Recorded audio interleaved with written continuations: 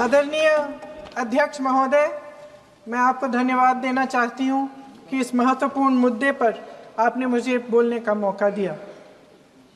ये अलग बात है कि सत्ता पक्ष के लोग सब मेरे बोलने से पहले ही भाग गए। आइए आइए, आपको देख के मैं खुश थी कि आप वापस आ गए। सबसे पहले मैं उन सैनिकों, उन जवानों, उन अफसरों को नमन करना चाहती हूँ जो हमारे देश के रेगिस्तानों में, हमारे देश के घने जंगलों में, बर्फीले पहाड़ियों पे हमारी देश की रक्षा करते हैं, जो हर पल देश के लिए अपनी जान देने के लिए तैयार रहते हैं। 1948 से लेकर अब तक, जब से पाकिस्तानी रेडर्स ने कश्मीर पे हमला किया, तब से लेकर अब तक हमारी देश की अखंडता की रक्षा करने में उनका बड़ा योगदान है। हमारी आज़ादी अहिंसा के आंदोलन से हासिल हुई, लेकिन जैसे मैंने कहा, उसको कायम रखने के लिए हमारी सेना का बहुत बड़ा योगदान है।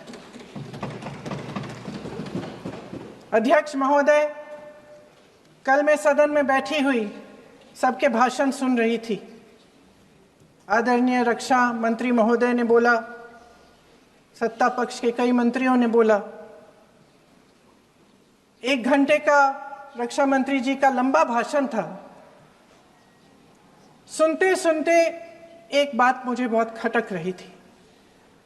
उसके बाद जब दूसरे भाषण भी सुने आपके सत्ता पक्ष के, तब भी ये बात बार बार मेरे मन में आ रही थी कि सारी बातें कर ली, ऑपरेशन सिंदूर की बात कर ली, आतंकवाद की बात कर ली, देश की रक्षा की बात कर ली, इतिहास का पाठ भी पढ़ा दिया, लेकिन एक बात छूट गई। उस दिन 22 अप्रैल 2025 को जब 26 देशवासियों को अपने परिवार के सदस्यों के सामने खुलेआम मारा गया, तो ये हमला कैसे हुआ, क्यों हुआ?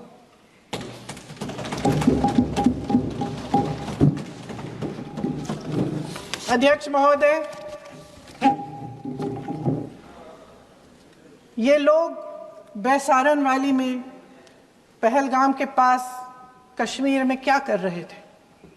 आजकल पब्लिसिटी का दौर है, प्रचार का ज़माना है। कुछ समय से हमारी सरकार ये प्रचार कर रही थी कि कश्मीर में आतंकवाद ख़त्म हो गया है, कि कश्मीर में शांति है, अमन चैन है। प्रधानमंत्री जी ने खूब भाषण दिए, देशवासियों को कहा कि चलिए कश्मीर चलिए, सैर करिए। कई बार मैंने ये भी देखा मीडिया पर, टीवी पर, कि कश्मीर जाइए, ज़मीन खरीदिए, अब वहाँ अमन चैन है, शांति का वातावरण है। इसी बीच शुभम द्विवेदी, एक कानपुर के नौजवान, और उनके पूरे परिवार ने तय किया कि वो कश्मीर जाएंगे। शुभम द्विवेदी की 6 महीने पहले शादी हुई थी। उसकी पत्नी ने कहा कि उनके बीच एक ऐसा रिश्ता था, प्रेम और दोस्ती का ऐसा रिश्ता था कि वो एक दूसरे को बच्चों की तरह हंसाते थे। सोशल मीडिया पर एक वीडियो भी जारी है जिसमें पूरा परिवार एक साथ बैठा हुआ ताश खेल रहा है और ऐसे हंस रहे हैं, ऐसे हंस रहे हैं कि उस वीडियो को देख के किसी का भी दिल टूट जाए कि इस परिवार को इस तरह से उजड़ने क्यों दिया हमने। 22 अप्रैल 2025 को बैसारन वैली में मौसम का मिजाज अच्छा था। जैसे हर रोज़ लगातार 1000 से 1500 लोग वहाँ पहुँचते थे, उसी तरह से उस दिन भी तमाम पर्यटक वहाँ पहुँचे। वहाँ का रास्ता आसान नहीं है अध्यक्ष महोदय जी, जंगल से जाना पड़ता है, पहाड़ों के बीच जाना पड़ता है, घोड़े से जाना पड़ता है। ये परिवार वहाँ पहुँचे, मौसम सुहाना था, उनके बच्चे ट्रैम्पोलिन पे खेल रहे थे, कोई जिपलाइन कर रहा था, कोई चाय पी रहा था, तो कोई कश्मीर की सुंदर वादियों की ठंडी हवा का मज़ा ले रहा था। शुभम अपनी पत्नी के साथ एक स्टॉल पे खड़े थे। तभी अचानक 4 आतंकवादी जंगल में से निकलते हैं और शुभम को वहीं अपनी पत्नी के सामने मार डालते हैं। उसके बाद वे वहाँ से पूरे वैली में 1 घंटे के लिए लोगों को चुन चुन कर मारते हैं। किसी के पति को अपनी पत्नी के आंखों के सामने, किसी के पिता को अपने बेटे के सामने, चुन चुन कर 26 लोगों को मार डालते हैं। शुभम की पत्नी घबराकर वहां से भागने की कोशिश करती है, अपनी जान बचाने के लिए जंगल की तरफ दौड़ती है। वहां पता चलता है कि तमाम लोग जंगल की तरफ दौड़े हैं और अपनी जान बचाने की कोशिश कर रहे हैं।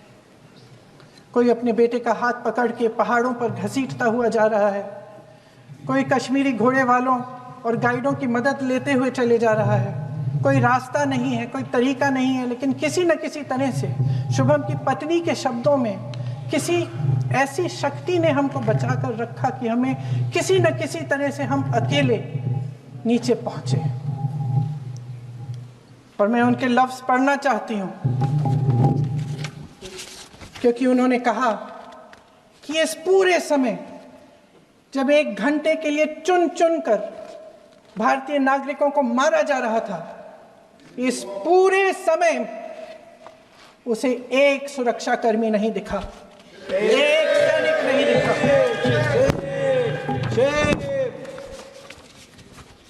शुभम की पत्नी ने कहा, कोट, मैंने अपनी दुनिया को खत्म होते हुए देखा।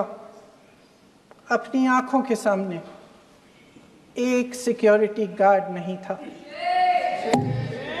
मैं ये कह सकती हूं कि देश ने, सरकार ने हमें वहां पे अनाथ छोड़ दिया था।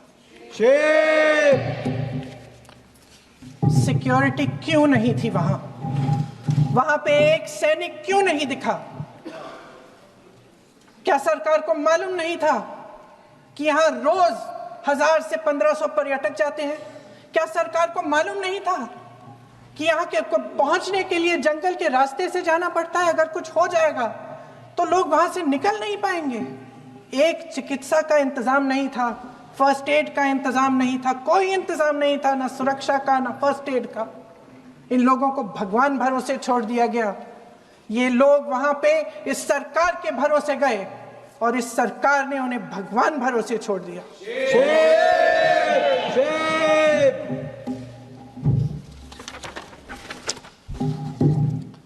मैं पूछना चाहती हूं, ये किसकी जिम्मेदारी थी? इस देश के नागरिकों की सुरक्षा की जिम्मेदारी किसकी है? क्या इस देश के प्रधानमंत्री की नहीं है? क्या इस देश के गृह मंत्री की नहीं है?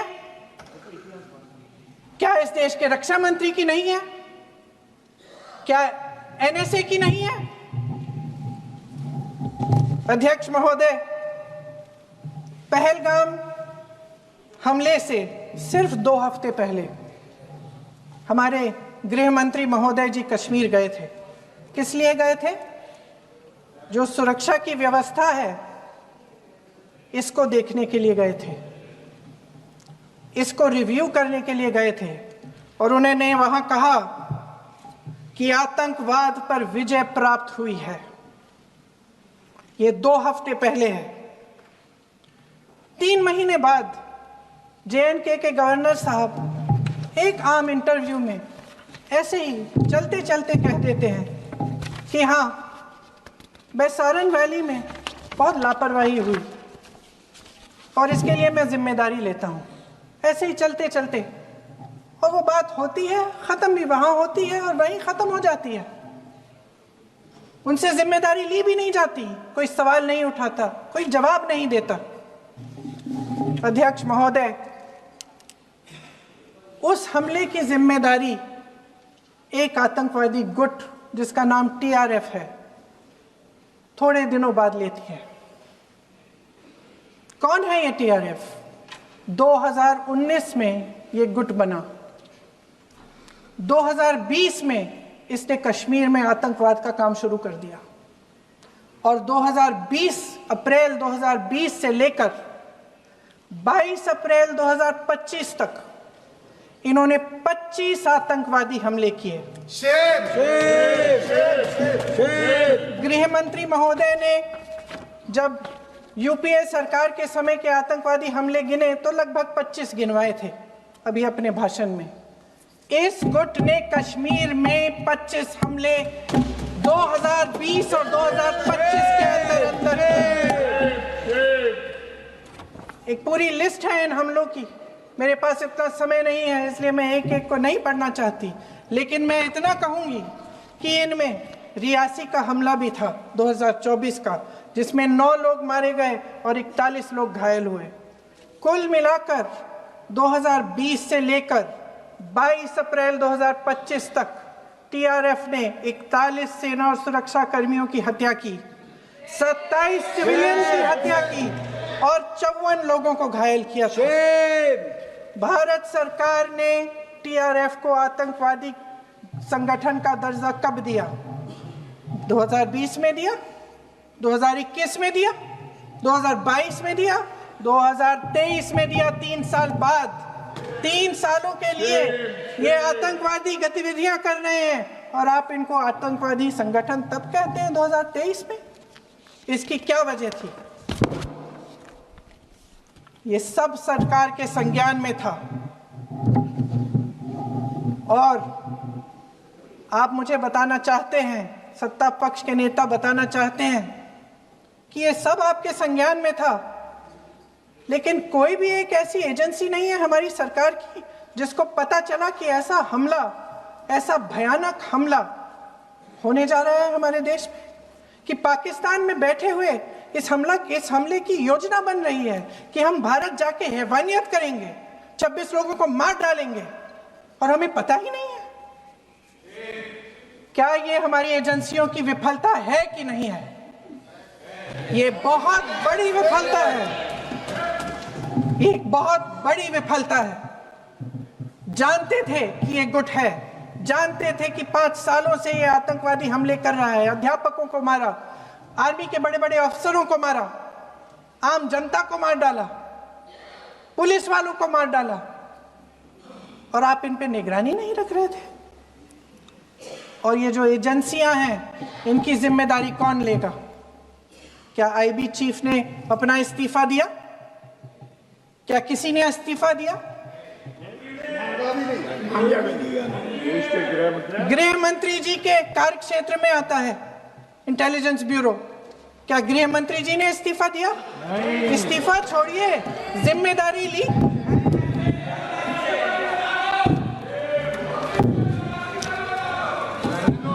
साहब देखिए, इतिहास की बात आप करिए, मैं वर्तमान की बात करना चाहती हूँ। आपको तो एक बहाना चाहिए, आपको तो एक बहाना चाहिए। पूरे परिवार का नाम गिनवा देते हैं। अरे अपनी जिम्मेदारी खुद लीजिए। 11 सालों के लिए तो सत्ता में आप हैं। अभी नेहरू को छोड़ नहीं रहा।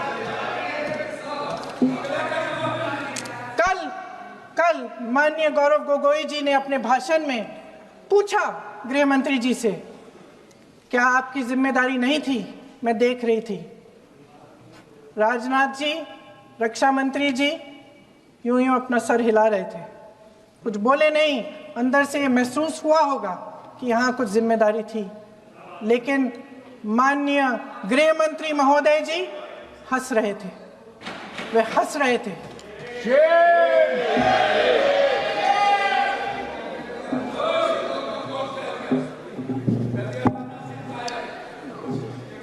अध्यक्ष महोदय, कल सत्ता पक्ष और आज भी सत्ता पक्ष के नेताओं ने 2008 के मुंबई के हमलों का जिक्र किया, बार बार कहा कि मनमोहन सिंह जी की सरकार ने कुछ नहीं किया। ये तो जानकारी होगी ना कि उसी समय जब वो आतंकवादी हमला चल रहा था तभी उन आतंकवादियों को मार डाला था, एक बचा था और उसको भी फांसी दे दी थी 2012 में। महाराष्ट्र के मुख्यमंत्री ने इस्तीफा दिया, देश के गृह मंत्री ने जिम्मेदारी लेकर इस्तीफा दिया। एक जवाबदेही थी पब्लिक के प्रति, एक जवाबदेही थी इस देश की जनता के प्रति, इस देश की धरती के प्रति।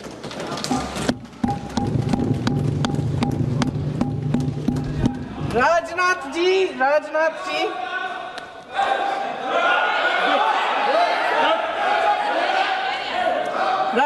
जी तो पुलवामा, उरी और पठानकोट के समय गृह मंत्री रहे थे। आज वे रक्षा मंत्री हैं और हमारे गृह मंत्री महोदय श्री अमित शाह जी के नाक के नीचे पूरा मणिपुर जल गया, दिल्ली में दंगे हुए, पहलगाम में हमला हुआ और आज भी वे उसी पद पर बैठे हैं। क्यों? अध्यक्ष महोदय, बमबारी से अखबारों के हेडलाइन बनते हैं, मगर कहानी सुरक्षा में की चूक में भी है। आज देश खोखले भाषण नहीं सुनना चाहता, देश जवाब चाहता है, तसल्ली चाहता है कि सच उससे छिपाया नहीं जाएगा।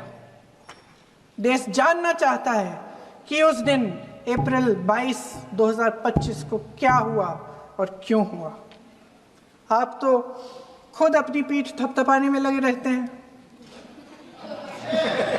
सेना, देश, संसद से सच छुपाते हैं। ऑपरेशन सिंदूर जब शुरू हुआ, हम सब ने समर्थन किया, सब एकजुट होकर खड़े हो गए इस देश के लिए। दोबारा होगा, दोबारा खड़े हो जाएंगे। अगर हमारे देश पे हमला होता है तो यहाँ इस सदन में किसी भी पार्टी का हो, कोई भी हो, सब आपका समर्थन करेंगे। और हमें अपनी सेना पर गर्व है कि उन्होंने इस बार भी दृढ़ता से लड़ाई लड़ी, धैर्य से लड़ाई लड़ी, वीरता से लड़ाई लड़ी। लेकिन इस ऑपरेशन का सिंदूर का क्रेडिट, उसका श्रेय तो हमारे प्रधानमंत्री जी चाहते हैं। सही भी है, ठीक है, सही है, श्रेय ले। ओलंपिक्स में हमारा मेडल आता है, उसका भी श्रेय लेते हैं, लेकिन सिर्फ श्रेय लेने से नहीं होता नेतृत्व, जिम्मेदारी भी लेनी पड़ती है।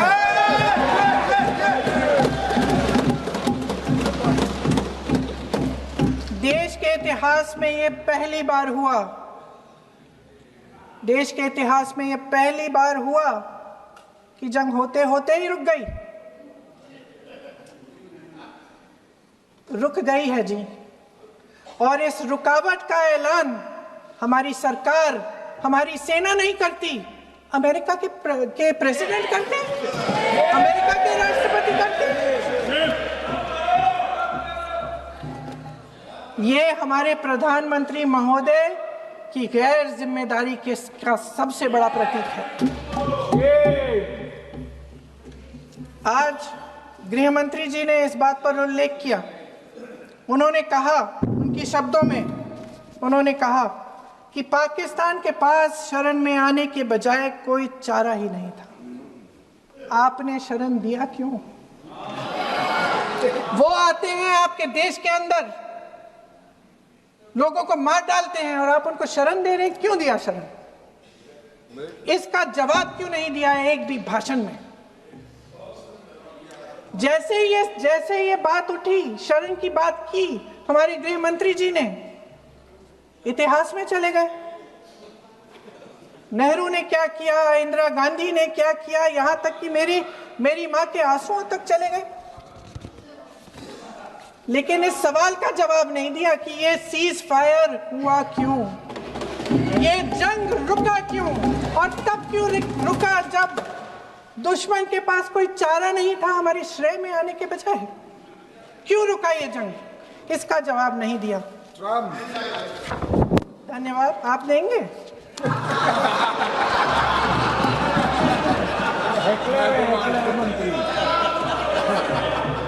देना भाई देना, आपको टाइम मिलेगा तो। टाइम नहीं मिलेगा आपको शायद। वैसे महोदय, मेरी माँ की आंसू की बात किए, मैं इसका जवाब देना चाहती हूँ। मेरी माँ के आंसू तब गिरे जब उनके पति को आतंकवादियों ने शहीद किया, जब वे मात्र 44 साल की थी। और आज अगर मैं इस सदन में खड़ी हूं और उन 26 लोगों की बात कर रही हूं, मैं इसलिए कर रही हूं क्योंकि मैं उनका दर्द जानती हूं, महसूस करती हूं।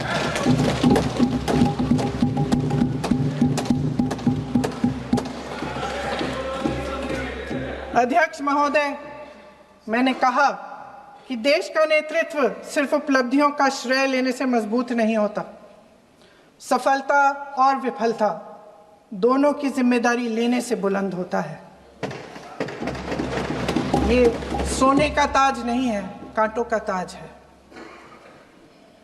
अध्यक्ष महोदय, जब सरकार झूठी और कायर हो तो वे बहादुर से बहादुर सेना के साहस और पराक्रम को भी कमजोर कर देती है। देश को प्रतिशोध के साथ साथ सबके प्राणों की रक्षा का प्रण चाहिए। सेना की शक्ति के साथ सरकार की सच्चाई भी चाहिए। महान देशभक्त शहीद इंदिरा गांधी जी, जिन्होंने सफल कूटनीति के बल पर अमेरिका के राष्ट्रपति निक्सन का मुकाबला करके पाकिस्तान का विभाजन करवाया, बांग्लादेश बनाया, 1 लाख पाकिस्तानी सैनिकों को आत्मसमर्पण करने पर मजबूर किया, उन्होंने कभी इसका श्रेय लेने की कोशिश नहीं की। ऑपरेशन सिंदूर का मकसद अगर पाकिस्तान को सबक सिखाना था तो शायद ये मकसद अभी अधूरा है, क्योंकि हमारी कूटनीति विफल रही है।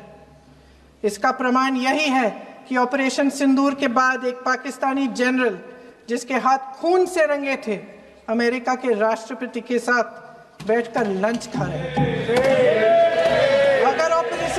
अगर ऑपरेशन सिंदूर का मकसद आतंकवाद को खत्म करने का था तो पाकिस्तान को संयुक्त राष्ट्र के आतंकवाद विरोधी समिति का अध्यक्ष चुने जाने से इस मकसद को धक्का लगा है। इसकी जिम्मेदारी कौन लेगा? क्या हमारे प्रधानमंत्री लेंगे? क्या उनमें ये हिम्मत है? नहीं है। अगर इस ऑपरेशन के दौरान हमारे जहाजों का नुकसान नहीं हुआ तो सदन में इसे साफ साफ कहने से क्या डर है? क्यों नहीं कहा है?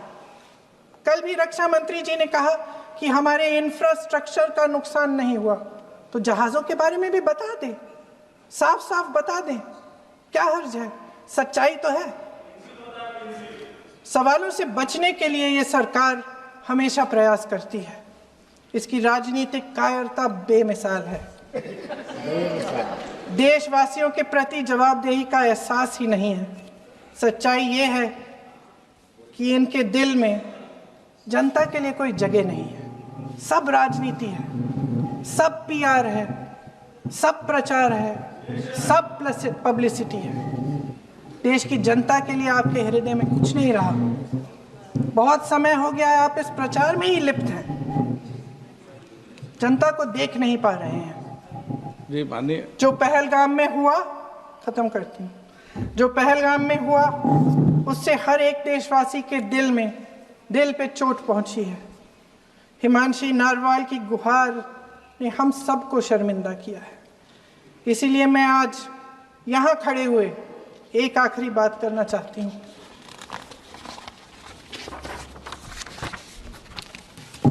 इस सदन में लगभग सभी के पास सुरक्षा है, सुरक्षा की व्यवस्था है। हम जहां भी जाते हैं हमारे साथ सुरक्षा कर्मी आते हैं। आपको भी मिल जाएगी, आप मंत्री बन जाएंगे, आपको भी मिल जाएगी। मैं मजाक की बात नहीं कर रही हूँ, थोड़ा सा धैर्य रखिए।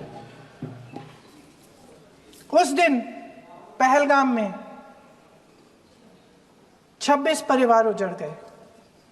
26 लोगों को अपने परिवार के सदस्य के सामने मारा गया।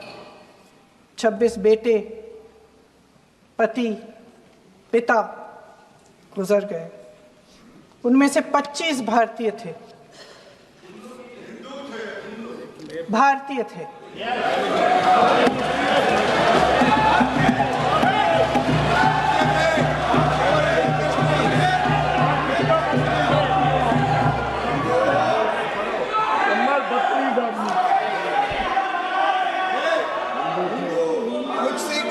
जितने भी लोग बैसारन वैली में थे और जो 25 भारतीय मारे गए, उनके लिए कोई सुरक्षा नहीं थी। कोई सुरक्षा नहीं थी। आप कितने भी ऑपरेशन कर डालें, आप इस सच्चाई के पीछे छुप नहीं सकते, इसे नकार नहीं सकते। आपने उनको सुरक्षित नहीं किया। कोई शर्म नहीं है, कोई शर्म नहीं है, कोई शर्म नहीं है और ना कभी होगी। सुन लीजिए, सुबह भी मैं शिव मंत्र बोल के आई हूं। इनको क्या पता शिव मंत्र क्या है? शिव मंत्र इनका खत्म कर लूं अपना भाषण। शिव मंत्र। मैं एक बार उन 25 भारतीयों के चुप रही।